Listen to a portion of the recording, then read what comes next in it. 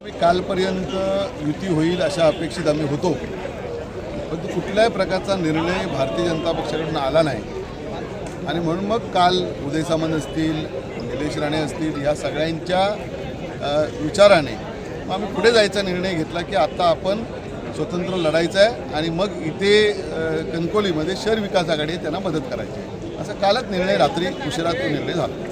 एक प्रश्न असा आहे की तुम्ही सगळ्यांनी समजून घ्या की इथे कोणी पक्षाची पादत्राणं घेऊन आलेलं नाही. सगळ्यांनी शहर विकास आघाडी म्हणून सगळे एकत्र झालेले आहेत आणि त्याच्यात कोणी पक्षभेद सगळे विसरून त्या ठिकाणी आलेले. आता तसं असतं तर त्यांनी आपल्या उबाटाच्या चिन्हावर भरलं असतं, आम्ही शिंदेसाहेबांनी धनुष्यबाणावर चिन्ह भरलं असतं, काँग्रेसने मग काँग्रेस आपल्या हात या निशाणीवर भरलं असतं. त्याच्यात पक्षाचा विषय नाही, गावाच्या विकासाची आघाडी आणि या माध्यमातून विकास साधावा.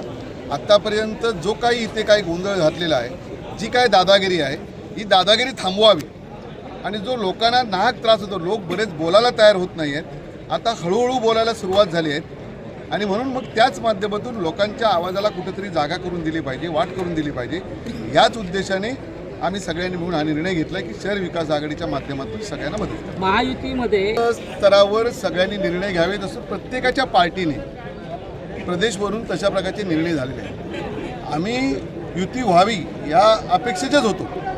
आपण जर आता बघितलं तर हा निर्णय त्यांनी जाहीर पहिला केला आणि शेवटपर्यंत आता आज मितीपर्यंत त्यांनी कुठली युतीची बोलणी केलेली नाही. तर आमचा त्याच्यात काही प्रश्नच नाही आहे, आम्ही तयारच होतो. हे सगळं भारतीय जनता पक्षाच्या इथल्या स्थानिक पुढाऱ्यांनी या ठिकाणी केलेलं आहे किंवा मग पालकमंत्र्यांनी केलेलं असेल, आम्हाला माहिती नाही.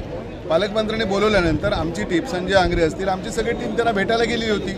आम्ही आमचा प्रस्ताव दिलेला होता, पण त्या प्रस्तावाला प्रतिसाद आज मितीपर्यंत त्या ठिकाणी आलेला नाही आणि म्हणूनच आम्हाला हा निर्णय त्या ठिकाणी घ्यावा लागला. नितेश राणेंना सगळी गोष्ट चुकीची आहे, कोणाला रोखण्यासाठी नाही. ह्या शहर विकासाच्या आघाडीला मजबूत करावी, शहरामध्ये जी काय भांडणं वाद निवडणुकीच्या निमित्ताने होतात ती टाळावीत आणि मग सगळ्यांना एकत्रित करून लोकांना अपेक्षित असलेला विकास, ही भालचंद्र बाबांची भूमी आहे. इथे ज्या ज्या लोकांनी अति केलं तिथं माती होतं, हा इथला इतिहास आहे आणि म्हणून जी काय दादागिरी ज्या लोकांची आहे की मीच करेन ती पूर्व दिशा, हे या ठिकाणी होणार नाही. आणि म्हणून या एका विचारावर सगळेजण आम्ही एकत्र जमलोय आणि शेवटी बघा की आज नगर विकास खातं हे आदरणीय शिंदेसाहेबांकडे. तुम्ही आता एक उदाहरण द्यायचं झालं तर कुडाळमध्ये निलेश राणे आमदार झाल्यानंतर एक रस्ता फक्त बघा की वेंगुर्ल्याला जायचा जो रस्ता MIDCकडे आज केवढं स्वरूप पालटलं त्या वेंगुर्ल्याचं, म्हणजे कुडाळचं. आज तशाच प्रकारचा विकास आज बघा एवढी वर्ष आपल्याला झाली, आपण एक साधं नाट्यगृह इथे बांधू शकलो नाही, इथे एखादी चांगली आपण गार्डन देऊ शकलो नाही. जी काही 36-38 जी काही इथले आरक्षण आहेत ही डेव्हलप करायला आपण धजलेलो नाही.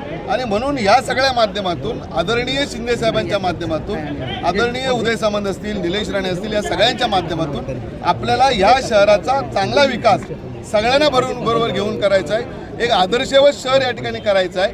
कारण आपल्या सगळ्यांना कल्पना आहे की या 17 नंबर हायवेवरचं एक सुंदर शहर, जिथं आतून रेल्वे स्टेशन आहे, जिथे आतून आपला ST आपल्या आतून जाते, हायवेवर वसलेलं शहर आहे, चांगलं व्हावं हाच उद्देश आमचा या ठिकाणी आहे.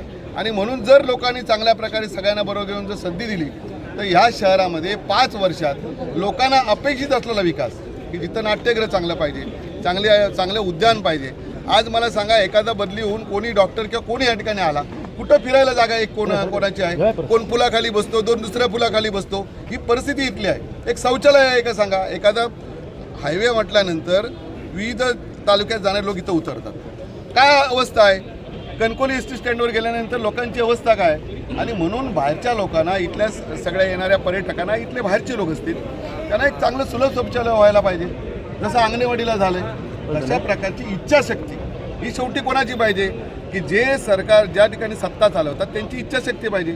जर माझला काय मिळतं ही जर इच्छाशक्ती प्रत्येकाची असली तर विकासच होणार नाही. आणि म्हणून त्याच माध्यमातून इथल्या ज्या पायाभूत सुविधा आहेत, म्हणजे गार्डन असेल, चांगलं नाट्यगृह असेल, चांगली पिण्याची सोय असेल, चांगले रस्ते असतील आणि लोकांना एक सुलभ शौचालय असेल, लोकांना बघा एक चांगल्या प्रकारचं 5 वर्ष लोकांनी चांगली संधी दिली ह्या आघाडीला, तर आम्ही निश्चितपणे आदरणीय एकनाथ शिंदे यांच्या साहेबांच्या माध्यमातून ते किती पैसे देऊ शकतात त्या माध्यमातून आज आपल्याला चांगला विकास करता येईल, हाच उद्देश आमचा या आघाडीचा आहे. गेली 5